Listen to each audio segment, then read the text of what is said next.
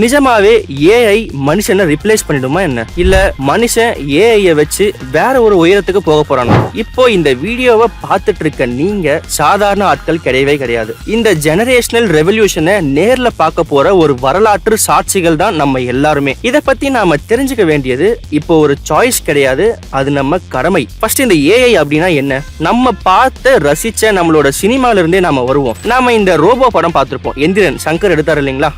அந்த படத்துல வர்ற சிட்டி ரோபோவும் சரி, டெர்மினேட்டர் படத்துல வர்ற அர்னால்டு மாதிரியோ ஒரு மெஷின் துப்பாக்கியை எடுத்துட்டு நம்மளையே துரத்துன்னு நினைச்சிட்டு இருக்கோம். இல்லனா மெஷின்கள் எல்லாமே கூட்டு சேர்ந்துகிட்டு மனுஷங்களை ஒரு கூண்டில் அடைச்சு வச்சு சித்திரவதை பண்ணணும்னு பயப்படுறோம். நிஜம் அது கிடையாது. ஏஐ அப்படிங்கிறது உங்களை அடிக்க வர்ற ஒரு ஸ்டீல் மேனோ இல்லனா ஒரு அயன் மேனோ இல்லனா ஒரு பூதமோ கிடையாது. அது உங்க பாக்கெட்ல இருக்கிற போன்ல ஒளிஞ்சிட்டு இருக்கிற ஒரு அல்காரிதம் தான். இன்னும் புரியுற மாதிரி நான் சொல்லணும்னா அது உங்களுக்கு ஒரு டிஜிட்டல் பிரெயினா வேலை செய்யுது.